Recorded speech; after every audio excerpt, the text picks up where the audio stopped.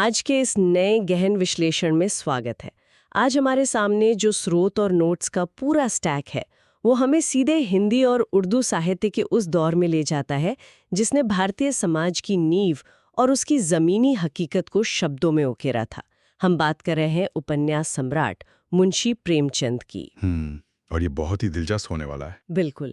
अब हम सब ने कभी न कभी स्कूल या कॉलेज में प्रेमचंद की कहानियां पढ़ी हैं, लेकिन आज का हमारा मकसद महज उन पुरानी कहानियों की कोई समरी देना नहीं है। आज हम इन सोर्सेस के जरिए प्रेमचंद के साहित्य के उन पन्नों को एक नए एनालिटिकल लेंस से देखने वाले हैं। सही कहा। ये कहानियां सिर्फ फिक्शन नहीं है, बल्कि ये हमारे समाज का एक बहुत ही असली और कई बार बहुत ही अनकंफर्टेबल आईना है। अनकंफर्टेबल, हाँ, ये बिल्कुल सही शब्द है इसके लिए। आज हम ये डिकोड करेंगे कि कैसे 100 साल पहले लिखे गए इन कहानियों के किरदार, चाहे वो हामिद हो, अलगू चौधरी हो या घीसू और माधव हो, वो आज भी हमारे आसपास ही मौजूद हैं, बस उनका रूप बदल गया है। बिल्कुल। और इस चर्चा में जो बात सबसे ज्यादा असरदार है वो ये कि प्रेमचंद ने उस दौर में लिखना शुरू किया जब साहित्य में सिर्फ राजा रानियों या जादुई दुनिया की बातें होती थीं। महलों की बातें, राजकुमारियों की कहानियां। हाँ, वो जो एक एस्केपिज्म था ना साहित्य में, प्रेमचंद ने उसे पूरी तरह से रिजेक्ट कर दिया। उन्होंने अपनी कलम तब उठाई जब देश भयानक गरीबी, जमींदारी के अत्याचार और गहरे जातिवाद से गुजर रहा था। जमीनी सच्चाई से जुड़कर। एग्जैक्टली। उन्होंने उन लोगों को अपनी कहानियों का हीरो बनाया जिन्हें समाज ने हमेशा हाशिए पर रखा था। मतलब खेतों में काम करने वाला एक आम किसान हो, या भूख से लड़ता हुआ एक बच्चा, या फिर सर्वाइवल के लिए जूझती हुई एक औरत। हाँ। इस एनालिसिस से यह समझना बहुत जरूरी है कि उनका साहित्य सिर्फ एंटरटेनमेंट के लिए नहीं था। वो एक सोशल डॉक्यूमेंट्री थी जो समाज के सबसे अंधेरे कोनों पर रोशनी डाल रही थी। और शायद यही बात उनके काम को इतना टाइमलेस बनाती है। जब मैं इन नोट्स को पढ़ रही थी तो मुझे रियलाइज हुआ कि हम अक्सर प्रेमचंद की कहानियों को बहुत ही ब्लैक एंड वाइट या मॉरल साइंस के चश्मे से देखते हैं, जो कि एक बहुत बड़ी गलती है। हाँ, क्योंकि अगर हम गहराई में जाएं तो उनके किरदारों की साइकोलॉजी बहुत ही कॉम्प्लेक्स है। उदाहरण के लिए हमारे सोर्सेज में जिस पहली कहानी का सबसे गहराई से जिक्र है वो है ईदगाह। ओह, ईदगाह बहुत ही क्लासिक कहानी है। हम सब जानते हैं कि हामिद नाम का एक छोटा सा गरीब और अनाथ बच्चा ईद के मेले में जाता है और अपनी दादी अमीना के लिए एक लोहे का चिमटा खरीदता है। सही बात है। सतह पर देखने में ये एक बहुत ही इमोशनल और प्यारी सी कहानी लगती है, लेकिन अगर हम इसे एक साइकोलॉजिकल नजरिए से देखें तो ये कहानी एक बच्चे के बचपन छिन जाने की ट्रेजेडी है। बिल्कुल। मतलब मेले में बाकी बच्चे मिट्टी के वकील, सिपाही और भिश्ती खरीद रहे हैं। हामिद के पास सिर्फ 3 पैसे हैं। वो उन खिलौनों को अफोर्ड नहीं कर सकता, इसलिए वो अपने दिमाग में एक डिफेंस मैकेनिज्म तैयार करता है। वो खुद को और दूसरों को कन्विंस करता है कि ये खिलौने तो मिट्टी के हैं, गिरेंगे तो टूट जाएंगे। हाँ, और ये जो हामिद का रैशनलाइजेशन है एक बहुत ही डार्क रियलिटी को दिखाता है। वो अपने उस लोहे के चिमटे को रुस्तम हिंद यानी चैंपियन साबित कर देता है ताकि उसे अपनी गरीबी का एहसास ना हो। वो अपनी कमी को अपनी ताकत बना लेता है। सही कहा। हामिद का वो कदम सिर्फ एक बच्ची की समझदारी नहीं है, बल्कि वो गरीबी द्वारा समय से पहले थोपी गई मैच्योरिटी है। हामिद ने अपने बालपन का, अपनी मासूमियत का त्याग किया ताकि उसकी दादी के हाथ रोटियां सेकते वक्त ना जलें। हमारे नोट्स इस बात पर जोर देते हैं कि प्रेमचंद यहाँ हमें ये बता रहे हैं कि सच्चा प्यार सिर्फ दिखावे या महंगे तोहफों में नहीं होता, बल्कि उसका बेसिस बलिदान होता है। एकदम सही, त्याग में बसता है प्यार। लेकिन साथ ही ये समाज पर एक बहुत बड़ा सवालिया निशान भी है। मतलब क्यों एक छोटे से बच्चे को अपनी खुशियों का गला घोटना पड़ रहा है? एग्जैक्टली। वो चिमटा सिर्फ एक बर्तन नहीं है, वो हामिद के सर्वाइवल इंस्टिंक्ट का प्रतीक है।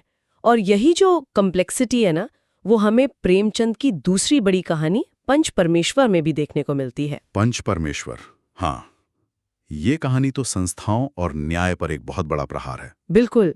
हम सबने जुम्मन शेख और अलगू चौधरी की उस गहरी दोस्ती के बारे में सुना है, लेकिन हमारे सोर्सेज इस कहानी के जिस पहलू को हाईलाइट करते हैं वो है पावर और रिस्पॉन्सिबिलिटी का साइकोलॉजिकल वेट। जब जुम्मन की खाला अपनी जायदाद का विवाद पंचायत में लाती हैं और अलगू चौधरी को सरपंच यानी पंच चुन लेती हैं, तब असली ड्रामा शुरू होता है।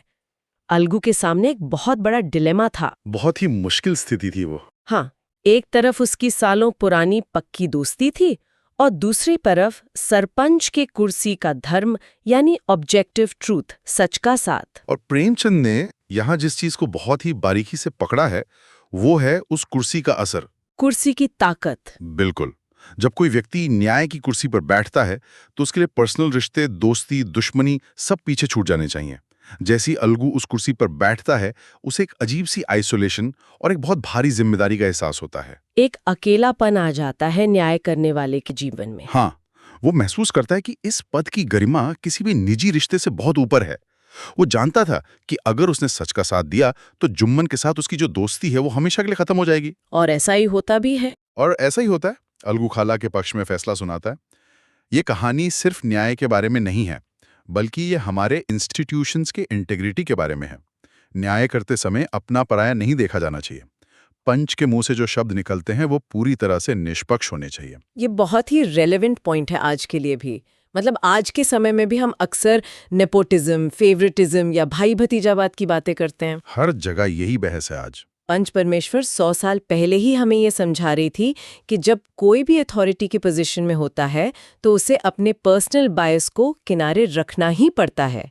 न्याय हमेशा अंधा होना चाहिए, बिना किसी भेदभाव के। सही। अब इंसानी रिश्तों और न्याय की सुलझन से अगर हम थोड़ा आगे बढ़ें तो हमारी नोट्स में एक ऐसी कहानी का जिक्र है जो है तो जानवरों की, लेकिन वो इंसानी आज़ादी और रेजिलियंस का, मतलब उस संघर्ष का सबसे बड़ा मेटाफर है। मैं समझ रहा हूँ आप किस कहानी की बात कर रही हैं। 2 बैलों की कहानी। हाँ, 2 बैलों की कथा।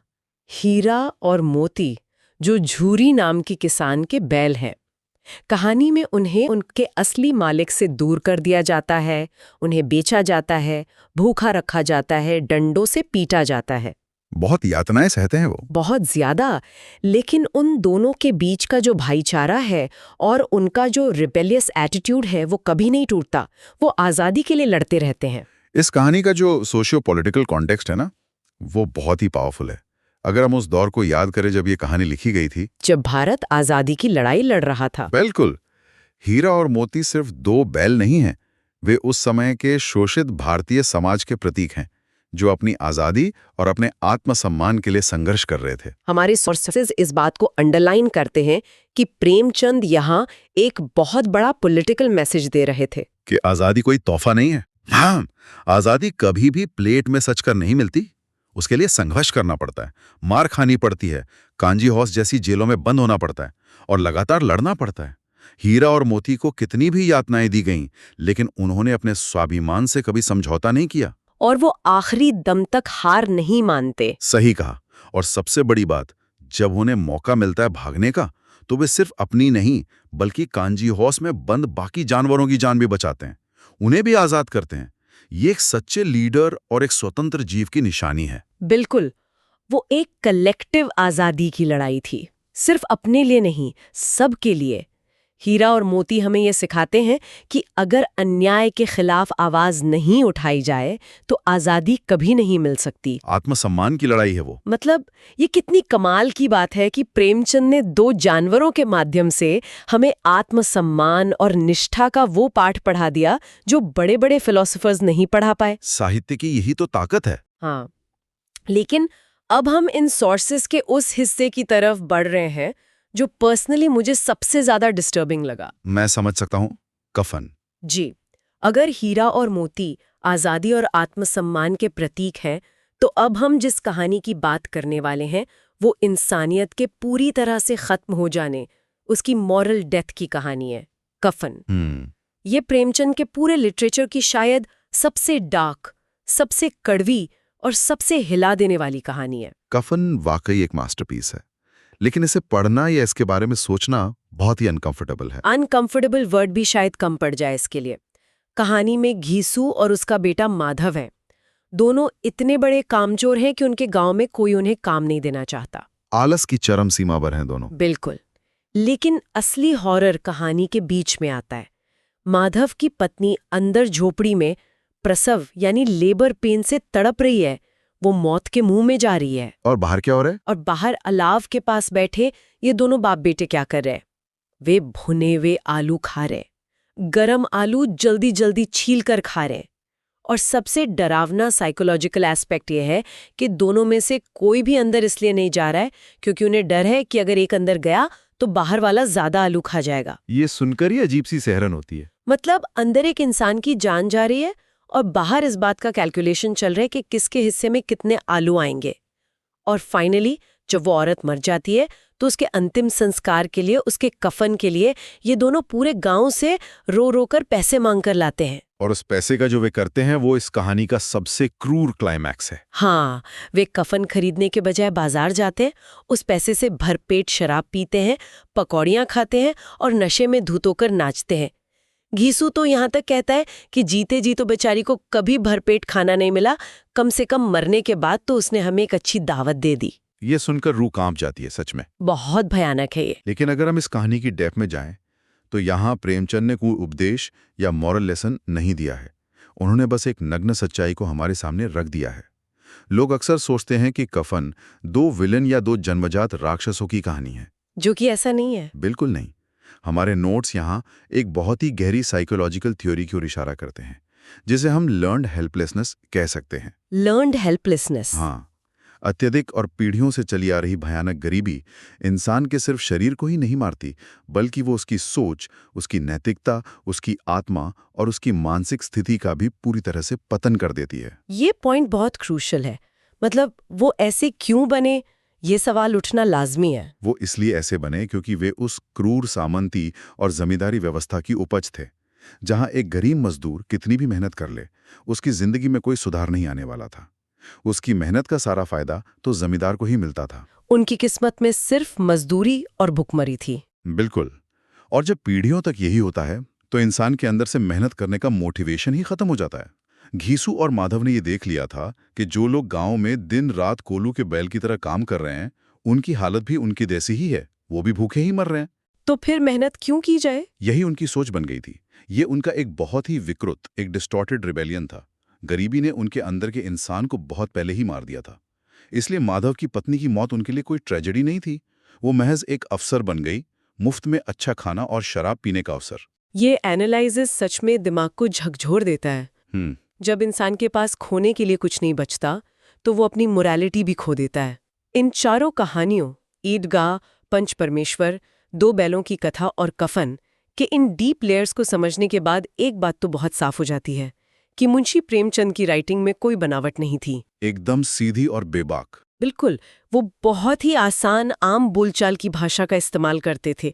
उनकी कहानियों में जो ग्राउंड रियलिटी थी, जो डीप एम्पैथी थी, वो आपको सीधे आकर हिट करती है। और यही वजह है कि उनकी बातें आज भी उतनी ही रेलेवेंट हैं। अगर हम आज के इस हाइपर कनेक्टेड मॉडर्न युग की बात करें, जहां हमारे पास स्मार्टफोन्स हैं, एआई है, हाई स्पीड इंटरनेट है और शायद मटेरियल वेल्थ भी पहले से कहीं ज्यादा है, सुविधाएं बहुत हैं आज। हाँ, लेकिन फिर भी हमें रुककर ये सोचना होगा कि हम किस डायरेक्शन में जा रहे हैं। क्या हमने उस इंसानियत को बचाकर रखा है जिसकी बात प्रेमचंद करते थे? ये एक बहुत बड़ा सवाल है। आज हम टेक्नोलॉजिकली तो बहुत आगे निकल आए हैं, लेकिन जब हम प्रेमचंद की इन कहानियों के आईने में अपने आज के समाज को देखते हैं तो लगता है कि कहीं ना कहीं हम इमोशनली और मॉरली खोखले होते जा रहे हैं। संवेदनाएं खत्म हो रही हैं। बिल्कुल। इन सोर्सेस से जो सबसे बड़ा टेक अवे है वो ये है कि अगर दिलों में दूसरों के प्रति एम्पैथी नहीं है तो हमारी ये सारी तरक्की पूरी तरह से मीनिंगलेस है। अगर हमारे सिस्टम में न्याय और निष्पक्षता ही नहीं बची तो पंच परमेश्वर का वो आदर्श कहीं पीछे छूट गया है। सही कहा। हामिद की कहानी हमें याद दिलाती है कि अगर रिश्तों में त्याग की भावना नहीं है तो वो रिश्ते बहुत ही उथले हैं। और सबसे डरावनी बात, कफन हमें ये वार्निंग देती है कि जब समाज का एक बड़ा हिस्सा एक्सट्रीम वल्नरेबिलिटी में जीता है तो पूरी सोसाइटी का मॉरल फैब्रिक कैसे सड़कर गिर सकता है। एग्जैक्टली। इस पूरे डिस्कशन को अगर हम समराइज करें तो प्रेमचंद का साहित्य हमें ये चेतावनी देता है कि सिर्फ जीडीपी या इंफ्रास्ट्रक्चर का विकास ही सब कुछ नहीं होता। भौतिक विकास और नैतिक विकास दोनों पैरेलल चलने चाहिए। दोनों का संतुलन बहुत जरूरी है। बिल्कुल। जब तक समाज ने एक भी व्यक्ति भूख, गरीबी या अन्याय से हार कर अपनी इंसानियत खोने पर मजबूर है, तब तक हम खुद को एक सभ्य या सिविलाइज समाज नहीं कह सकते। प्रेमचंद की ये कहानियां हमारे लिए एक चेक पॉइंट हैं जो हमें रुककर खुद के गिरेबान में झांकने का मौका देती हैं। और यही इस गहन विश्लेषण का असली मकसद भी था। मुंशी प्रेमचंद की कहानियां कोई म्यूजियम में रखा हुआ बीता हुआ कल नहीं है। वो एक ऐसा लाइव और धड़कता हुआ डॉक्यूमेंट है जो हमें आज भी हमारी हकीकत से रूबरू कराता है। एक जीता जागता आईना। हाँ, वे हमें ये याद दिलाते हैं कि एक संवेदनशील समाज, एक एम्पैथेटिक सोसाइटी का निर्माण ही हमारी सबसे बड़ी प्रायोरिटी होनी चाहिए, ना कि सिर्फ इंडिविजुअल सक्सेस। बिल्कुल सही बात है। और इस चर्चा को खत्म करने से पहले इन सोर्सेज और आज के समाज के इसी कनेक्शन को देखते हुए एक बहुत ही इंटरेस्टिंग और शायद थोड़ा परेशान करने वाला सवाल जहन में आता है। वो क्या? जरा सोचिए, आज के इस दौर में जहां लोग सच सुनने से कतराते हैं, जहां हर चीज पर ऑफेंड होने का एक कल्चर बन गया है। पल भर में भावनाएं आहत हो जाती हैं लोगों की। हाँ, तो अगर प्रेमचंद आज जीवित होते और आज की ग्राउंड रियलिटी, आज के पॉलिटिकल और सोशल हिपोक्रेसी पर इतनी ही बेबाक और नग्न सच्चाई वाली कहानियां लिख रहे होते, तो क्या आज का समाज उन्हें उपन्यास सम्राट का दर्जा देता, या फिर उनके किरदारों की कड़वी सच्चाई बर्दाश्त ना कर पाने के कारण सोशल मीडिया पर उन्हें ट्रोल किया जाता, उन पर मुकदमे होते और उनकी किताबों को बैन करने की मांग उठ रही होती? क्या आज हम सच में उस आईने को देखने की हिम्मत रखते हैं? ये सच में एक बहुत ही प्रोवोकेटिव विचार है। क्या एक समाज के तौर पर वो टॉलरेंस, वो कड़वा सच सुनने की हिम्मत आज खत्म हो चुकी है? इस बेहद गंभीर और आगे तक सोचने वाले सवाल को हम यहीं छोड़ते हैं, ताकि सब इस पर अपने अपने स्तर पर विचार कर सकें। मुंशी प्रेमचंद के साहित्य और उनके द्वारा दिखाए गए समाज के इस आईने पर हमारा आज का यह गहन विश्लेषण यहीं समाप्त होता है। इस यथार्थ की यात्रा में जुड़ने के लिए बहुत बहुत शुक्रिया।